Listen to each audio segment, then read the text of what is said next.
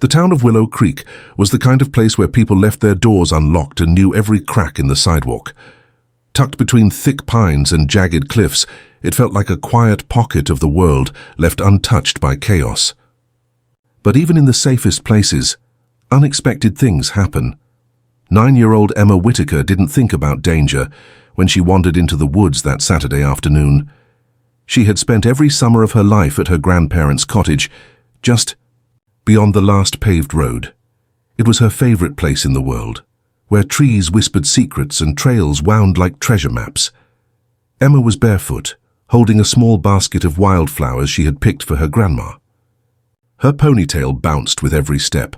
Her pink t-shirt was smudged with dirt, and her denim shorts were stained with crushed blueberries she'd snacked on along the way. She didn't care. That was the magic of summer. She followed a narrow path, past the creek, hopping over roots and humming softly. The only sounds were birds chirping and the distant rush of water from the falls, until a bark, short, sharp, urgent. Emma froze, her ears perked. She listened. A few seconds passed. Another. A bark, this one thinner, weaker. It was coming from beyond the trail, near the ridge where the ground suddenly dropped off. That path was rarely used. Her grandfather had once told her to avoid it. "The soil's loose out there, Pumpkin," he warned. "You slip, and you'll have a long way to fall." But it wasn't normal. It wasn't the joyful bark of a dog playing. It sounded like a cry. Emma moved carefully, brushing branches aside. Her heart was thumping now. The barks came in short bursts. As she climbed, the last rise, the trees opened to a clearing, with a sweeping view of the valley below. The sun made the cliffside glow golden, but she wasn't looking at the view. She was staring at the edge. About 15 feet down, clinging to a narrow ledge no wider than a plank of wood, was a golden retriever. Its fur was caked with dust. One paw dangled helplessly off the rock. The dog's chest rose and fell fast. Its tail wagged weakly when it saw her. Then it let out a low whine that made her throat tighten. Emma dropped her basket without thinking. "Oh my gosh," she whispered. The leash, torn and frayed, was snagged on a branch halfway down the cliff. The dog must have fallen or slipped while tugging. She scanned the area. No humans in sight, no other voices. She pulled out her small blue phone. No signal. She tried yelling, "Hello, anyone?" Only the wind answered. Emma's mind raced. If she ran back to the cottage, it could take too long. The dog didn't look like it could hold on much longer. It was starting to shift, struggling to stay balanced. Then she remembered something. In her backpack, a birthday gift from her uncle, was a coiled rope cord. It was meant for setting up a tree swing or for hiking games. Grandpa always said, "A good rope is like a good friend. You never know when you'll need it." Hands trembling, she pulled it out. It wasn't very long, but maybe long enough. She looked down again. The dog was now whining continuously, trying to lick its own paw. A rock beneath it slipped and tumbled into the gorge below. The retriever flinched. Emma's breath caught. "I'm coming," she said aloud, trying to steady her voice. "Just hang on."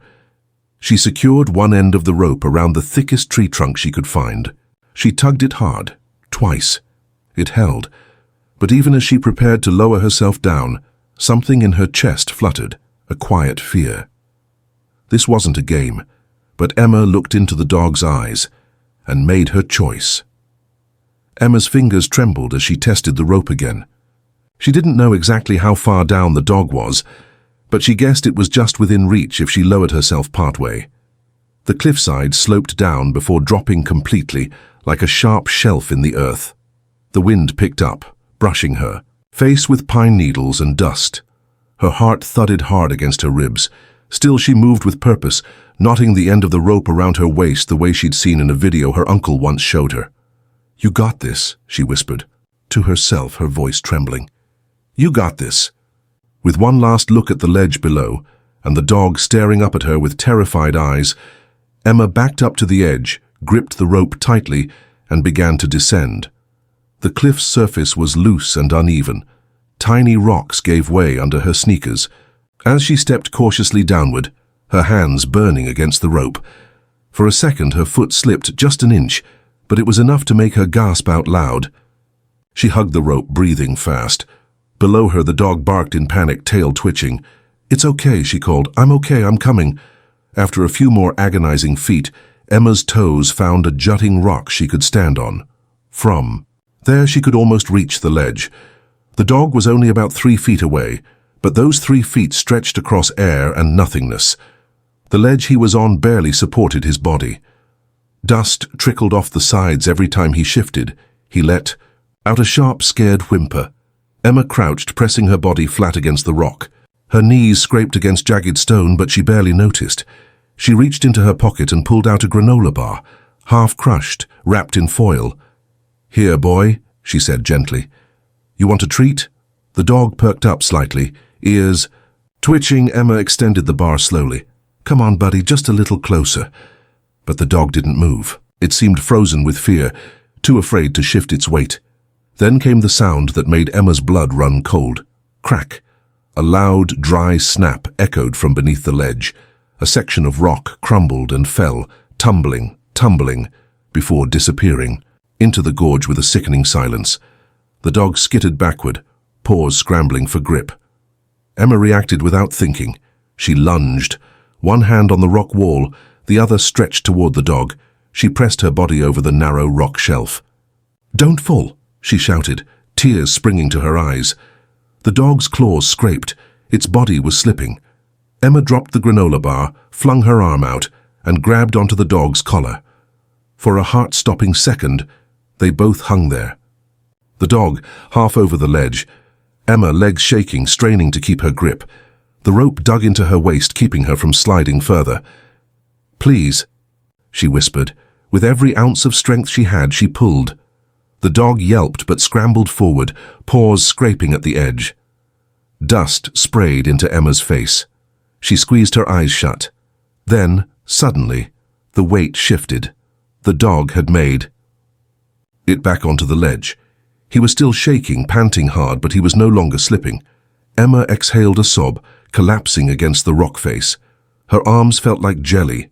Her legs were covered in tiny cuts. But the dog licked her face with a grateful, sloppy tongue. She let out a shaky laugh. "You scared me to death." She looked up toward the cliff's edge. It felt so far now. The rope was still there, but the climb back up would be twice as hard, especially with the dog. Her stomach churned at the thought. Then, just as she was gathering her breath to shout for help again, she heard a branch snap behind her. Emma froze. The dog stopped panting. His ears shot up. He turned, growling low. There was someone or something up in the trees. Emma didn't dare move. She pressed herself against the cliff wall, barely breathing. Her arms were scratched and sore from the climb, and the golden retriever, now curled beside her, let out a low, uncertain growl, his tail stiff behind him. Another branch snapped. Closer this time. The sound came from above and slightly to the left, near the path she'd come from. Through the trees, she saw movement, a shadow. Someone was there, but whoever it was, wasn't saying anything. "Hello?" she called up, voice cracking. No answer, only silence, and the faint creaking of the pine trees swaying overhead. The golden retriever pressed closer to her, nose nudging her side. He was scared, and so was she. Her mind was racing. What if it was a hunter, a wild animal, or, worse, someone dangerous? She looked up again, heart hammering in her chest, still no signal on her phone. The rope was her only way back up. But could she climb it again? With the dog? Could she even do it alone? Her muscles ached from the first descent. She wasn't sure they'd hold. She looked at the golden retriever. His soft eyes watched her carefully, like he was waiting to see what she'd do next. And then Emma made a decision. She wouldn't freeze. She couldn't. If help wasn't coming, she'd bring help to herself. She took a deep breath and whispered, "Okay, buddy. We are getting out of here." She gently wrapped one arm around the dog's chest and reached for the rope with the other.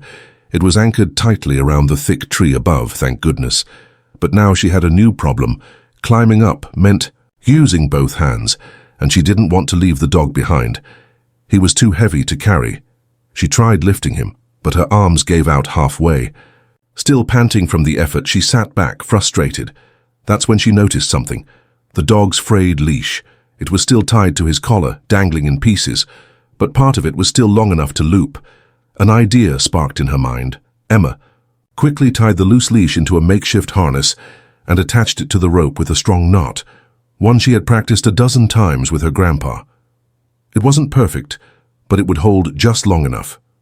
If she climbed first, she could pull the dog up after, or maybe help from above, but she had to climb.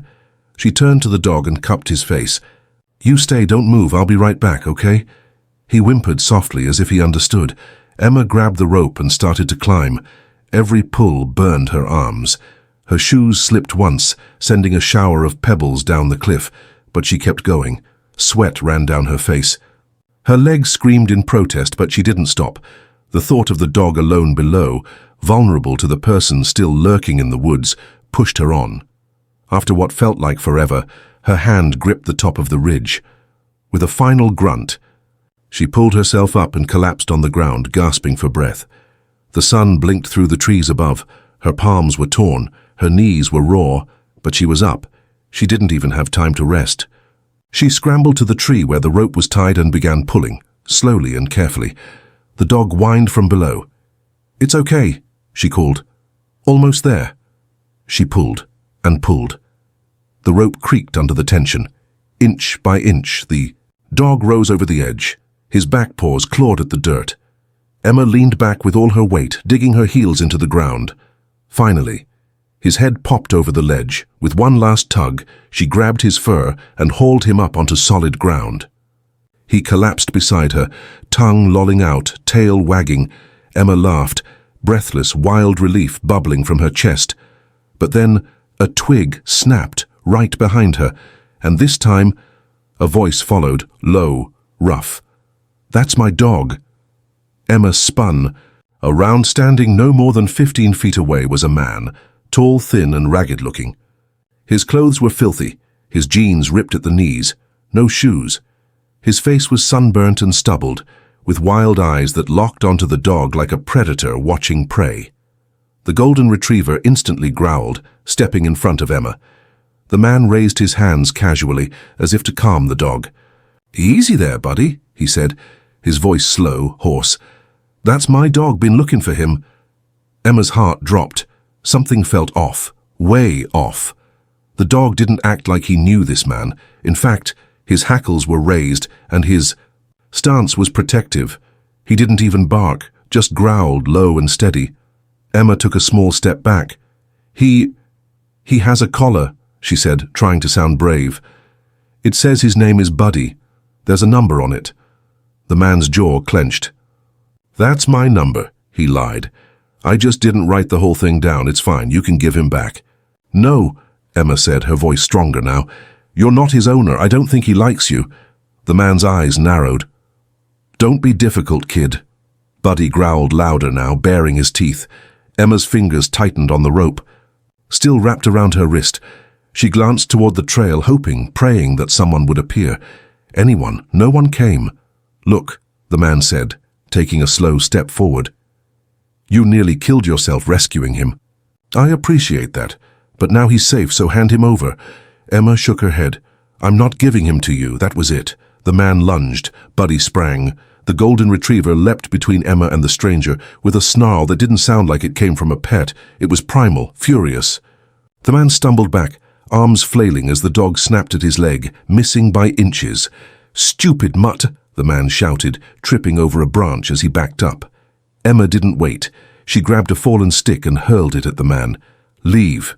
Us alone." He scrambled to his feet and retreated into the trees, but not far. Emma could still hear him moving through the underbrush, circling. "Kid!" he shouted from somewhere deeper in the woods. "You think this is over?" She couldn't stop shaking. Her legs wouldn't move at first.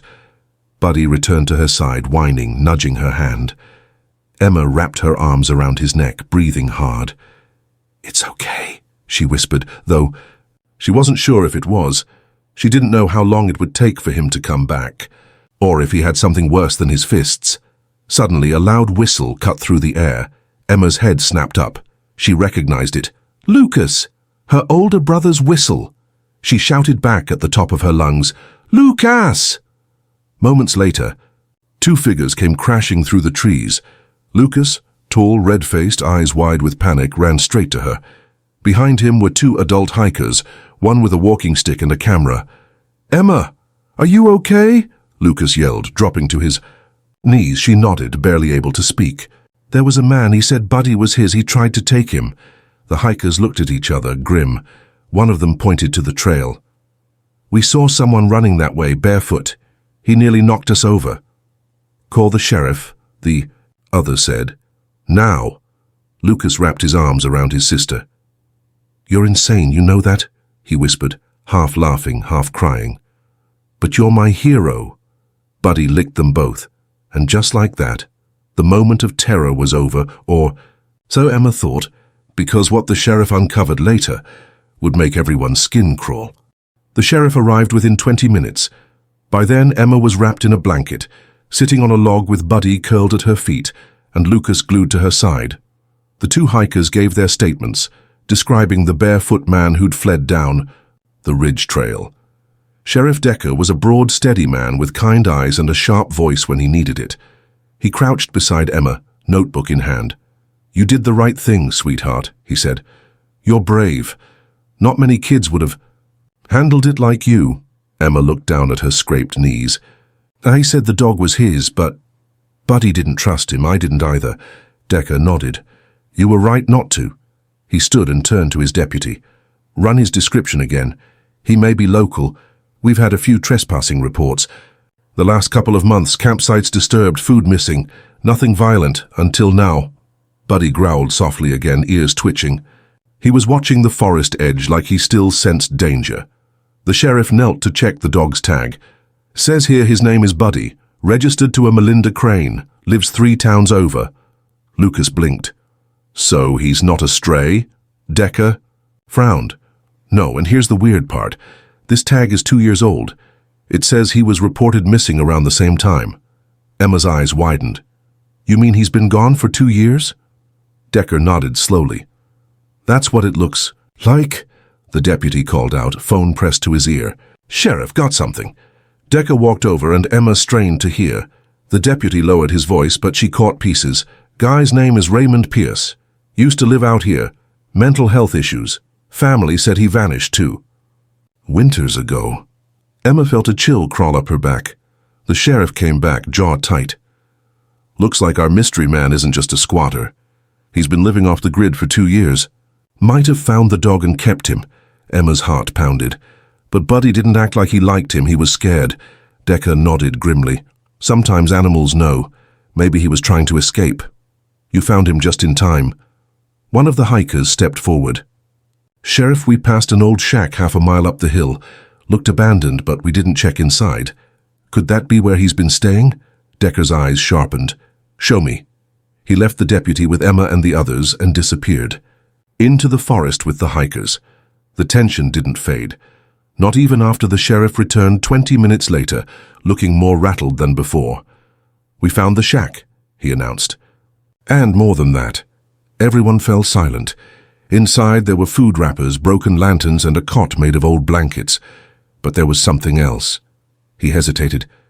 Dozens of photos, taped to the walls. Most were of forest trails and animals.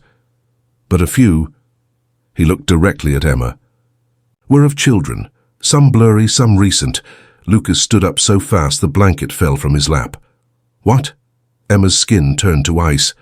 "Nothing criminal in the pictures," Decker added quickly, "but it's enough for us to open a full investigation.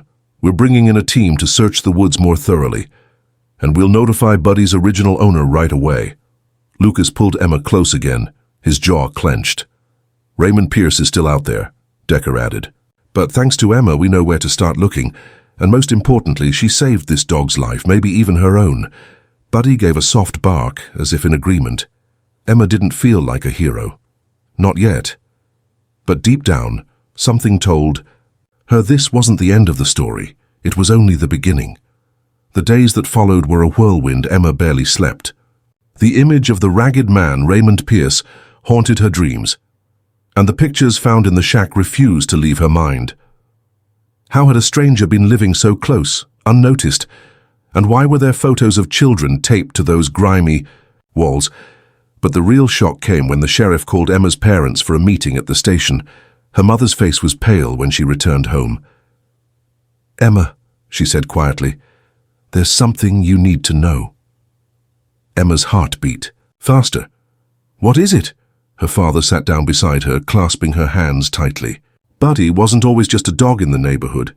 Emma frowned. "What do you mean?"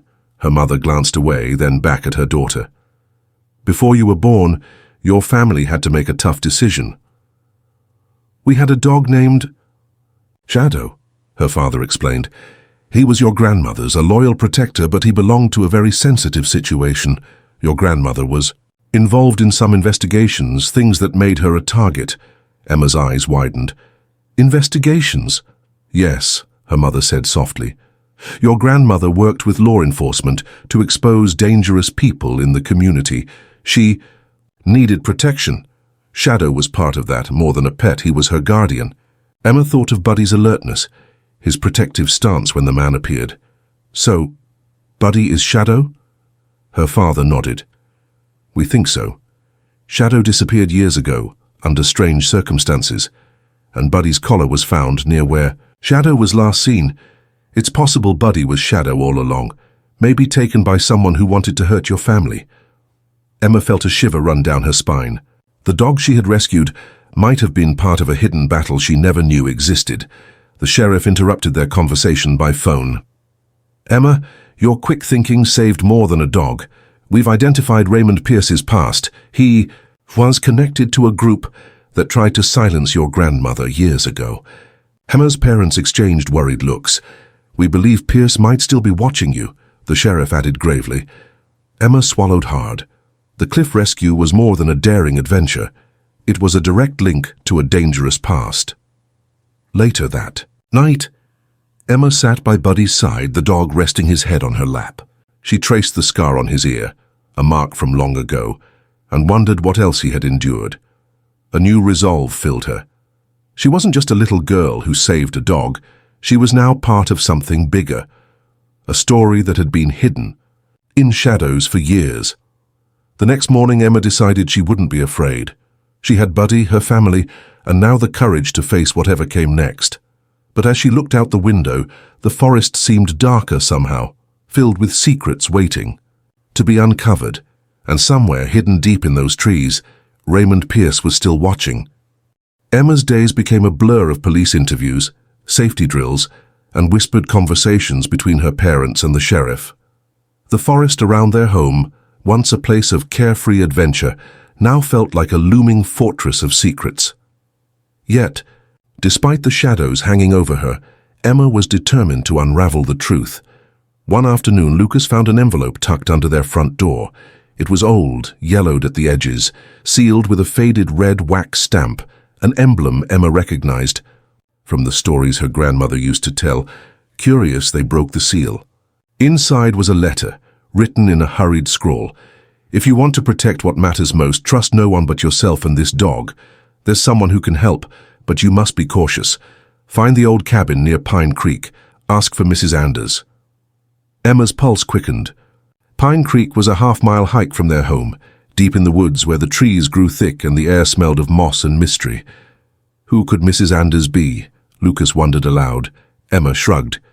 Only one way to find out. That evening, armed with a flashlight, a small backpack, and Buddy leading the way, Emma and Lucas set out toward the cabin. The forest was quiet, the only sounds their footsteps crunching on pine needles and Buddy's occasional bark. As they approached Pine Creek, a weathered wooden cabin appeared, almost swallowed by vines and shadows. The windows were dark, but a faint glow flickered inside. Emma knocked softly. The door creaked open, revealing an elderly woman with sharp eyes and a knowing smile.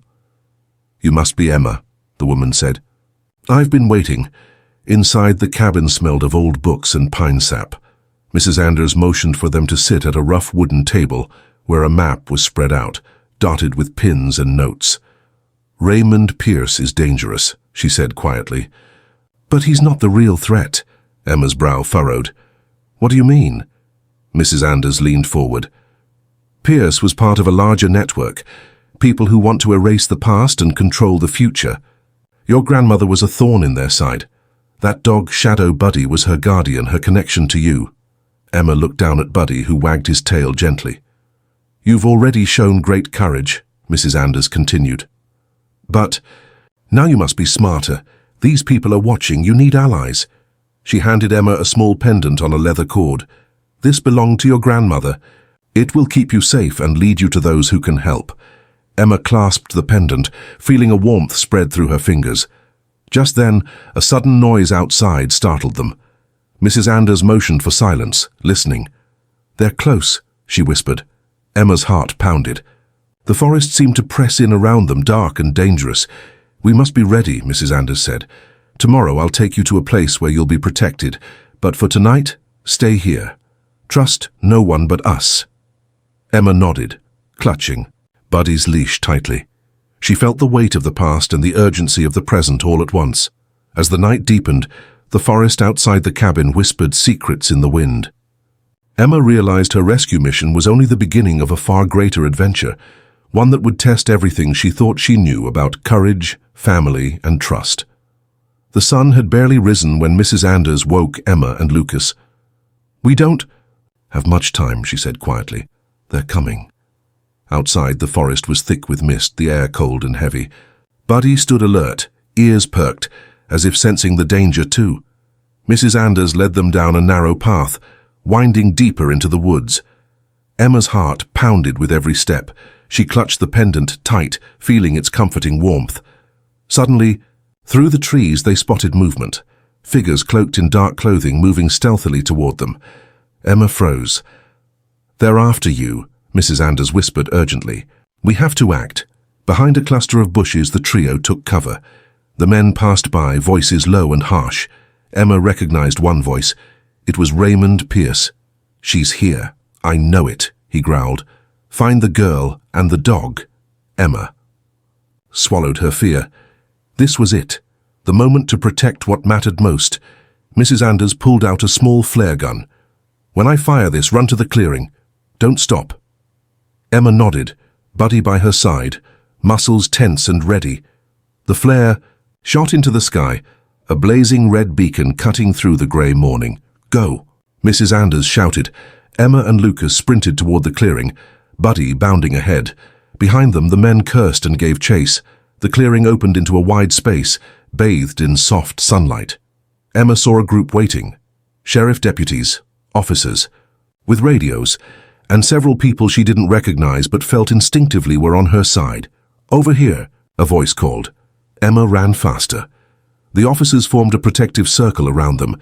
Raymond Pierce and his men were trapped. Sheriff Decker emerged, holding up his badge. It's over, Pierce snarled, but with no escape, he surrendered. Emma's legs shook, adrenaline fading into exhaustion. Mrs. Anders approached, smiling softly. You were brave, Emma. You saved more than a dog. You saved your family's legacy.